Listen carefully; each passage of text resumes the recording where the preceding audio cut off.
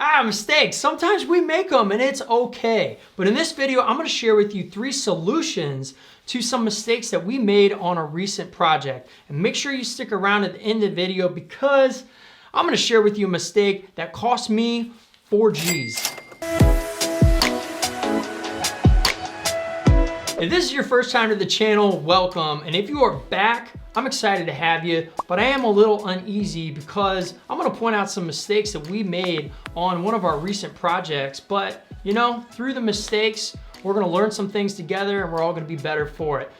If you haven't been here, my name is Bobby K. I'm a professional landscape designer and general contractor, and I help people who are struggling to visualize what their landscaping can be. I do this through clear, easy to follow, and installable landscape design plans. So if you are frustrated, you're overwhelmed, you're not really excited about the landscape outdoor living process, start with that. And if you want to get some more tips to get you in the mood, consider subscribing. This channel is as real as it gets. I share the good, I share the bad, and I share the downright ugly that sometimes we just go through in this business. But for you, as a homeowner, as a contractor, you're gonna come out smelling like roses because, well, I'm the one sitting in the mistakes right now, so we might as well just get into it. So today's backyard, it's fairly common. It's a beautiful house that's got that rectangular backyard, maybe about 35 feet wide and 70, 80 feet deep. Typical city living, right?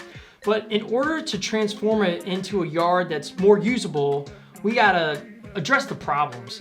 We have an old, nasty shaped deck that has been there for 20, 30, maybe even 40 years, and it's just in an odd area and it's taken up most of that usable space. We gotta get rid of that thing. The next thing we gotta do is figure out the landscape beds and the hardscaping. How are we gonna lay everything out so that this family who has young kids has enough yard space, they've got enough space for their existing herb garden, and they want a hardscape space, and we gotta accomplish all of that in a 35 by 70 foot run. So it's a little tight, but we're gonna do it. And then finally, well, we need to clean up the fence line. There is just honeysuckle and overgrowth and weeds and nastiness, and it's just kind of yucky. So we got to get rid of that and put something nice together. So now let's get into the plan that's going to set this all up. So with every single project that we install, we come up with a design plan. We always get everything hashed out before a shovel hits the ground, and that's something that I create. And if you need help with that, go down the links below. I do this all over the country. I'd love to help you. But what I'm trying to stress is, can you imagine spending 20, 30, 40, 50, whatever, all the way up into 6 figures on a landscape project, and all you get is kind of like a black and white overhead, and you're supposed to like sign off and know what that looks like? That's ridiculous. Get a 3D design plan. I can't even imagine nowadays how companies are even selling jobs without having that kind of technology to present to people. So make sure before you sign off on anything, you get the plan.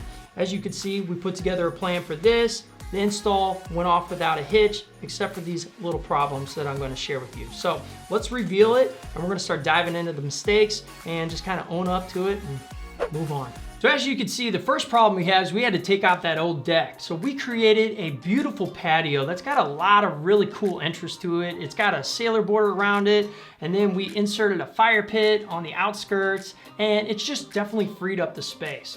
The second problem is, well, we needed to figure out the landscaping. And one of the cool little tips and techniques that I do is I love to bring the curves across hardscaped areas. As you see, the curve of the bed actually dives in and connects on the other side of the sidewalk, which is a really cool way to make something pop. And then you see there's plenty of lawn for the kids to play. You got the herb garden in the back, and you have the patio. So we've accomplished all of that.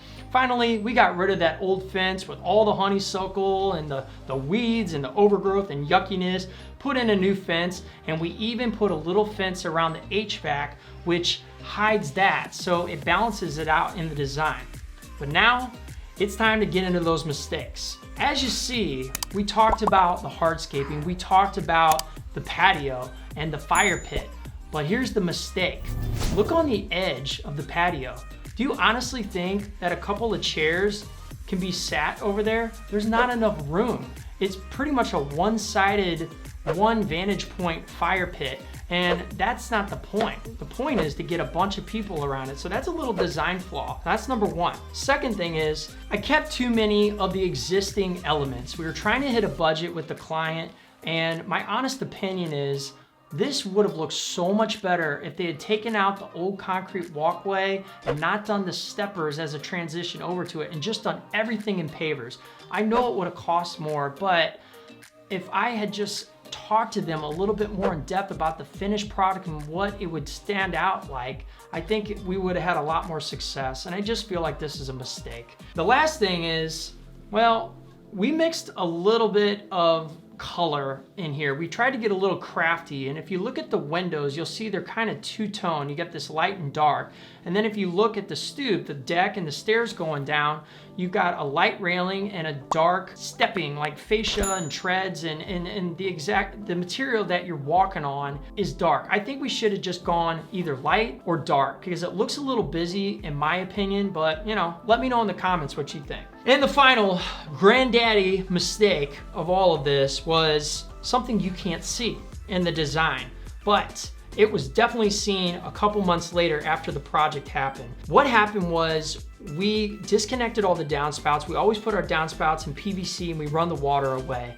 But somehow, I don't know what happened, one of the downspouts did not get addressed and it got filled in with the minus from the patio and just different debris, and it clogged it. And all of a sudden, snow, rain, just different things started going, and it flooded their basement because the water couldn't get out, it couldn't get anywhere, and it's because we didn't connect it.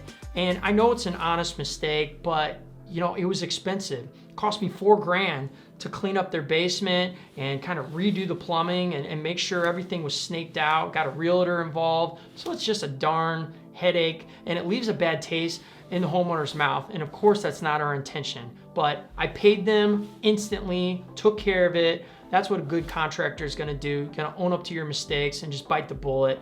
And I think that they're happy and they would refer us. So, you know, those are some mistakes that happen. And I'll tell you, there's a lot more. And I think you should go watch this video right here because I remember that I put several mistakes in there that aren't listed in this video that you definitely need to know when considering an outdoor living space. So until then, this is Bobby K saying creation is everything. So go out and create. I'll see you on that next video.